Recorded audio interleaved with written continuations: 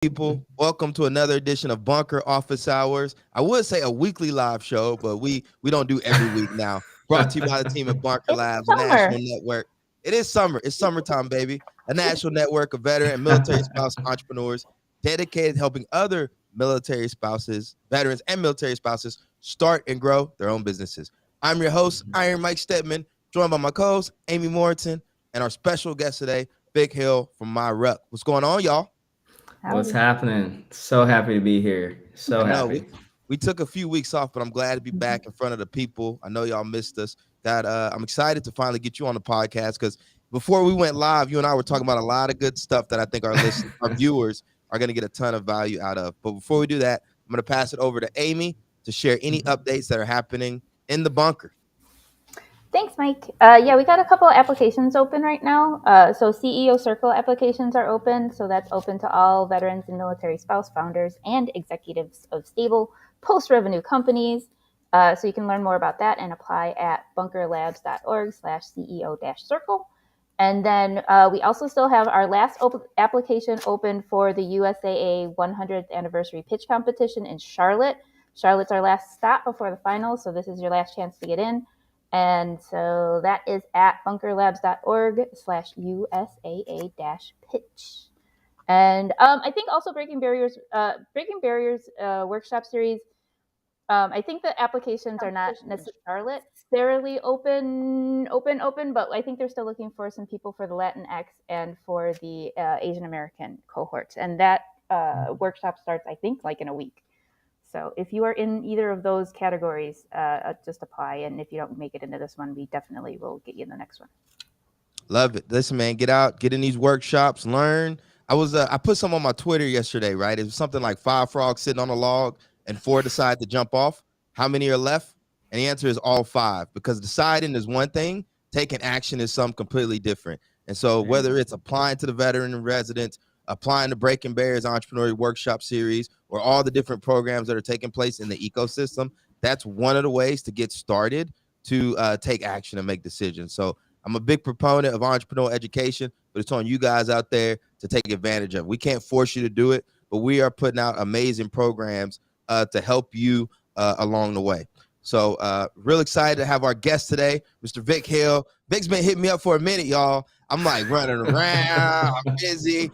But it's so glad to finally have you on here and connect. And what's crazy is when you think about the age of like the internet, because I'm able to create content and I'm able to see the stuff that you're doing with MyRuck. It's like we kind of know of each other. We just haven't had a chance to like jump on the mic together.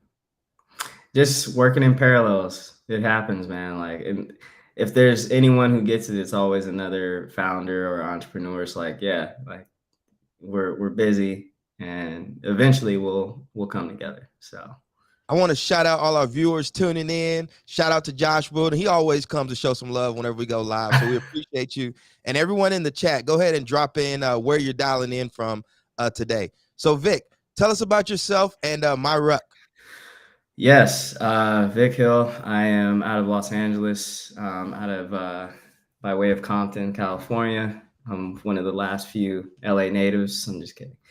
Founded Hill Vision, and that is my holding company. And I use that as a vehicle to invest in tech, which is my tech startup, MyRuck, multifamily real estate, and digital media startup that we have with a few buddies of mine who are extremely talented. So that's Cool Chameleon, Hill Vision, and then MyRuck. But MyRuck, that stems from my time. I'm still Army National Guard. I'm a detachment commander out of Long Beach, California, intelligence officer. And it stems from my own problem of trying to figure out how I can be eligible for my VA loan. When I was 27 years old, I was at Bullock at Fort Huachuca, and I was there with a lot of West Pointers who were 2021 buying their first homes. And I was like, man, how come, when am I going to be eligible? I got a daughter. I'm almost 30. How do I figure this out? And with the National Guard, it's very complex. It's like, have you been prior service? Have you went active on what type of orders were you active on? Title 32, Title 10. what subcategory or code were those orders. So after all that complexity, I brought it to my current co-founder, Brad, and we were both second lieutenants, and we were like, hey, let's start surveying people to see, every branch, every component, how much they know about their benefits, and not just the VA loan and Chapter 33 post 9/11, the full breadth of benefits that are eligible to you. And now we're here today building this intelligent automation solution to capture DD214 and reserve components like RPass, data, web scraping tools, and manual input tools to see how we can bring all that data together to forecast and project what benefits you're eligible for at a federal, state, city, and county level as soon as you enlist throughout your career, whatever career that is, active, reserve, or National Guard, and throughout retirement. So I can say, hey, I'm moving from Los Angeles to Austin, Texas, and this is how my benefits shift based on my service, based on my family, and based on what I want to do. And all that is to contribute to decreasing the numbers of unemployment, underemployment, homelessness, and eventually suicide, all through benefits awareness. So Love it. All right, for our viewers, go ahead and drop some questions in the chat for Vic. I like to go off script, right? I have my little bunker lab, know the script and everything, but when I get founders in front of me, I can't help myself. And I think this is going to be important for our viewers to kind of learn and think through some stuff themselves as well. So one, if there's any questions that you want to ask me, go ahead and feel free to ask me, like I said, while we're live here. But I have a quick question for you. And one of the things I've noticed is we come up with good ideas, right? We're like, oh, this is a problem, right? We should start a business to help other people solve it. But is there a market for the solution that you're building out? I.e., are people willing to pay you to address this problem, and like have you validated that? Yes, because this is important, because so many of us find ourselves swimming upstream on these ventures, but what it really comes down to is we didn't necessarily find a strong market pool. We didn't validate that market. Does that make sense? Oh, definitely. And we started off by figuring out how to best accommodate our user, which is a service member. And we're like, straight off the top, that has to be something that's free. We're already charged for and swindled in different ways and things like that. But how can we accommodate our intended customers, which include federal, state, and local government, financial institutions, and educational institutions who provide these benefits once we find out that we're eligible for them. So we've been able to get into the room and start probing with financial institutions and with various levels of government, who all come up, down to the question of how much for this. This would be huge. And we were talking earlier, it was like, it's less of a, can you actually, does the concept make sense? It's not that. It's, can you execute? So there's a book I'm gonna make a recommendation on right now. It's called Monetizing Innovation. I forgot the author's name, but you should check that out because that's important. So pricing is one thing you say you run up against. Like, you're in the room and they're like, how much is card? You're like, $150,000. And they're like, get out. But in all seriousness, what other challenges have you come up against? Like, what's keeping you up right now with MyRuck? Right now, it is the balance of the security component and the data. So DD214s, it has a lot of information on there that is very sensitive. Social security numbers, addresses, discharge statuses, and that has to be protected. But in order to protect it, that also costs money. So at what point, we just came up with this solution, but at what stage can you show your intended customer what you're capable of without having to front, however many thousands or tens of thousands of dollars to get the security implementation. And how can you show them something that's quality, that shows what you can do without having to go through that? Because right now we've bootstrapped to this point. We have a demo for the Reserve and National Guard service member, and we have a rough demo of the customer dashboard, but how can we enhance that to get to that first customer, paying customer? Because we have a partner with over 2,000 customers, that we want to capitalize on, and they're in direct line with who we're targeting. So security. You told me on the pod, you told me you were listening to my podcast before it went live about getting 10 customers. Why do you think that's so important? Like, that's my diagnosis to everything, y'all. When I come across an entrepreneur in the bunker and they're telling me about the struggles and challenges they have, I'm like, listen, this is what I want you to do. Go get 10 customers, read Seth Godin's blog, like first 10, and then come back and let's talk about it. I think it's important because, like you said in the podcast, once you get that first 10, it's almost like a snowball effect. And then you yourself internally, you can tell your team, hey, we're going back to that first 10. We're going back to get 10. That's our goal. Another 10, another 10. But once you establish that first 10, then come the referrals, then come the ability to capitalize on your success with those customers. You validate, you're able to get testimonials, you're able to get feedback, all from people who are paying and obviously believe to some extent in what you're selling. And until that point, it's all conceptualized.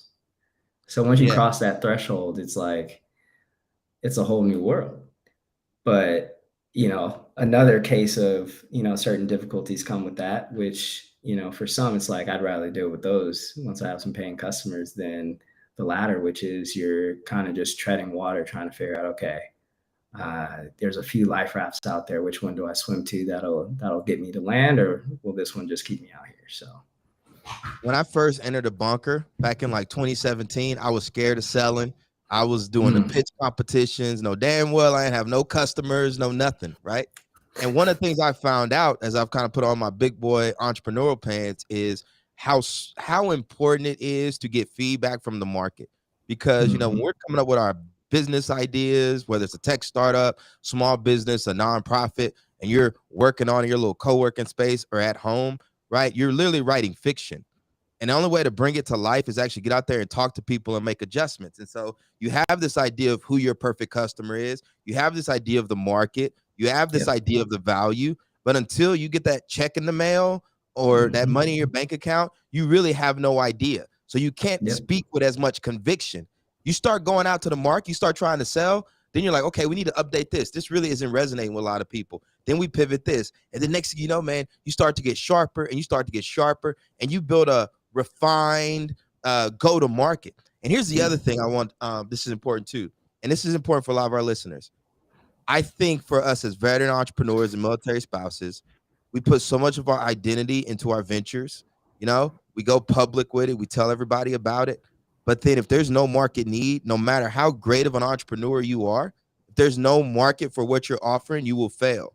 And that's okay. It's okay to fail. So we're taught that like we can accomplish the mission, just work harder, do all this other stuff versus saying, hey, this idea didn't work out. Maybe some of the principles we can apply to this next one and to this next one. So that's one of the things I want to encourage our viewers to think about is how can you validate whether or not this is a good product, this is a good service, there's a strong market pull for it, and like how long are you gonna go, right? You can give yourself 6 months to a year and then try something else.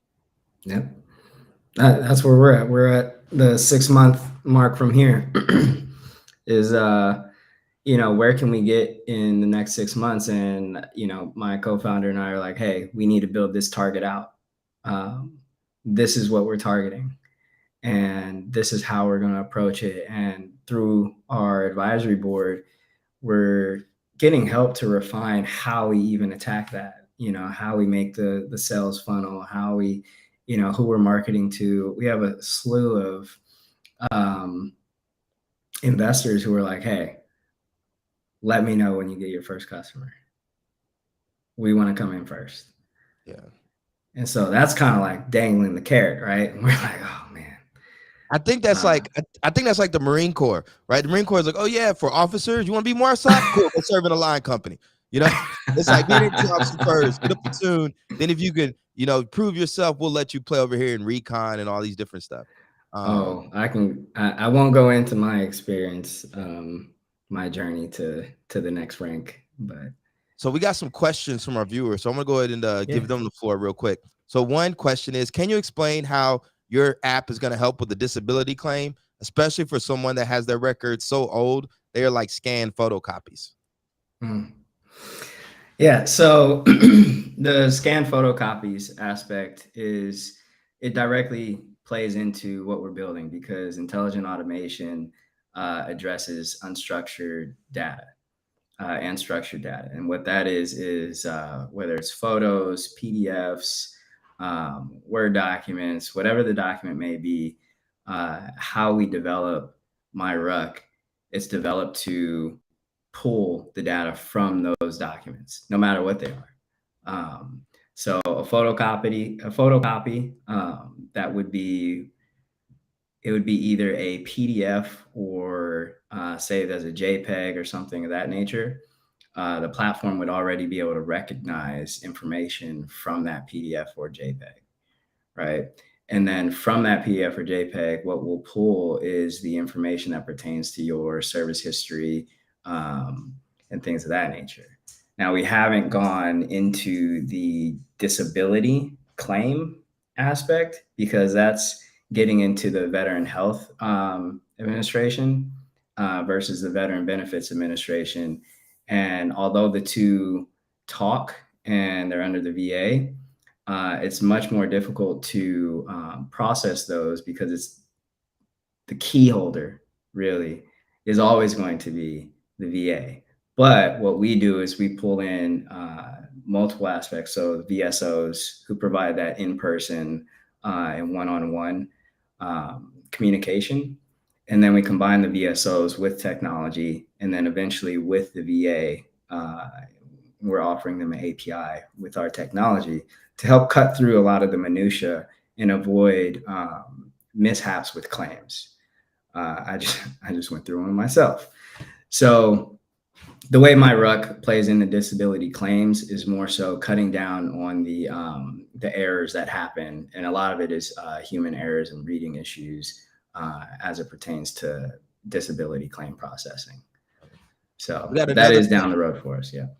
We got another question from Michael Perstinger. I hope I pronounced that right. My bad, Mike. He wants to know, since your company caters to active duty and veterans, what have you found is the best way to get the word out into this target audience? So quick backstory. When I was doing recruiting for a contractor, I was starting a national, veteran recruiting campaign because I was in my unit. They needed more top secret clearance holding individuals. I called every single transition assistance program across the country personally, or emailed them, and I was like, hey, I need to confirm your information. I need to find out your process on how you're rolling out careers and job opportunities to per like casting like a bee to service members. And so for MyRuck, the best way that we've seen for our users or our veterans, our service members, is through those partnerships with VSOs and nonprofits who are actively helping the transition process, the disability claim process, the job hunt process, and the benefits processes. And then through our customers. So our customers have, they have marketing campaigns, and the VA has marketing campaigns that target active duty transitioning and everybody, in every component, with a lesser touch on Reserve and National Guard. But they have those campaigns of outreach, and that's who we want to leverage to get that communication out there. And outside of that, the grassroots, booths and things like that, showing what we can do right on hand, because people still carry around their TD-214s and things like that to career fairs and what have you, which for me and my team is still kind of mind-boggling with the technology that we have today. Uh, and we're taking a more preventative approach.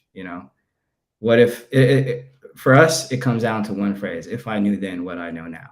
And you can associate that with everything, right?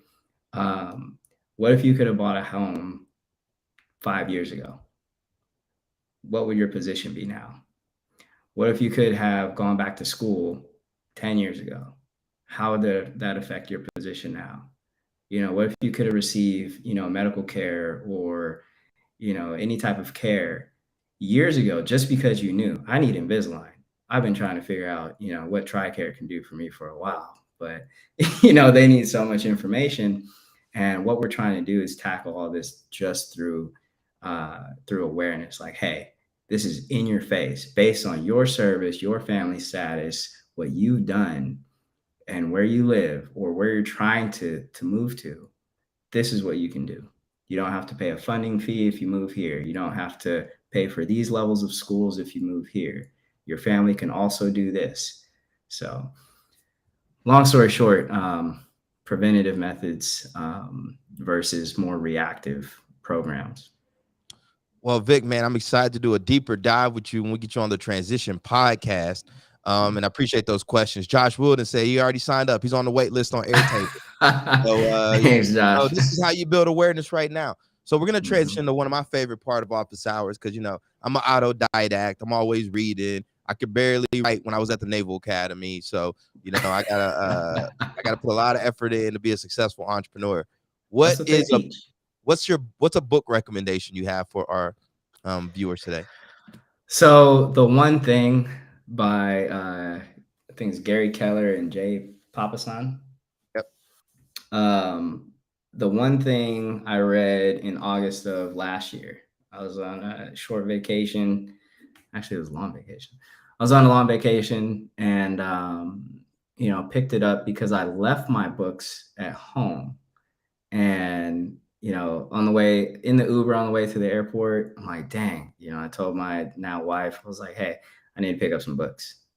And I found this one on the rack on our way to the terminal or through the terminal. I finished it by the time we landed. And but by the time we landed, all I'm doing is going back and just highlighting things that I pointed out. And what this book did, I do a few things, right? Like I said, I have my holding company, real estate, tech, what have you. But at that time, I didn't have MyRuck at the forefront of my mind. It was like, okay, this is more of a slow burn. We're dealing with government and things of that nature. It's going to take forever. But what this book did for me is say, what is the one thing that can expedite your entire goal? My goal is to generate passive income to help people to, move the ball forward and solve issues that are more apparent, than most think. And after going through everything that I was involved in, I was like, MyRuck is it. I have to put my effort towards this because this is more of a football field leap than going yard by yard. As soon as I did that, rallied the team. At the time it was just my co-founder and I and our CTO. And we got our first partnership that had 2,000 customers that we have access to. We got in rooms with financial institutions, like leading financial institutions. We doubled down on our technology and educated ourselves on more of the VA's tech, on the VA's mandate to modernize their technology, and also their mandate to increase benefits issuance to service members. And we just started to refine the design, the approach, and everything. And I attribute that to reading that book because I figured real estate, that's more, me investing in multifamily properties. That's a longer process of, getting delivered listings and like syndicating deals and raising money from this pool of investors versus MyRuck, which is like, this can take things very, very far. Right. And Accenture, they just won a $450 million contract. You know, that's a part of a $22.5 billion modernization effort for the VA. So I've read the it. one thing.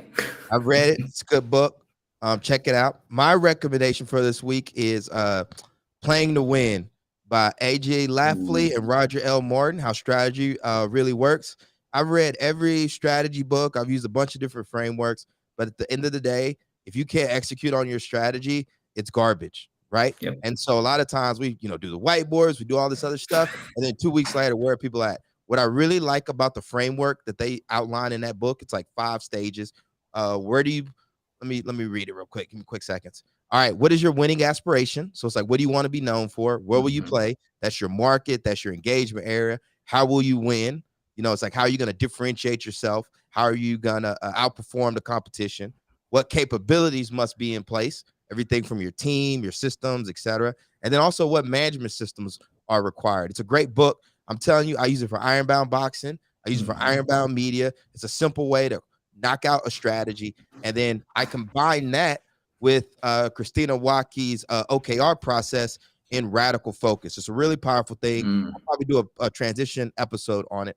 Another thing I want to say, and I think this is helpful for y'all, I'm going to be recording an episode today about why it's important for you to create your own playbook, right? I've interviewed God knows how many entrepreneurs on various different podcasts. I've met entrepreneurs all across the country, all across the world. And it finally clicked in my mind that like everybody does stuff different, right? Now there are principles that you can apply, like get your first 10 customers, but like how you go about getting those, Vic, is going to be a lot different than how I go about getting them, right? Oh, yeah. But what you got to do is you figure out what's working, right? And you document that process, right? And then you refine it. You keep doing it. What's working, what's not working, document, and create templates, create your own business playbook. So I'm gonna be talking about that on the transition, and that's gonna drop tomorrow. I appreciate you coming on the show, man. Again, this is not the end of our conversation. We're gonna keep this going on the podcast. For all our viewers tuning in, we have dropped some amazing content. I mean, what was the one this week?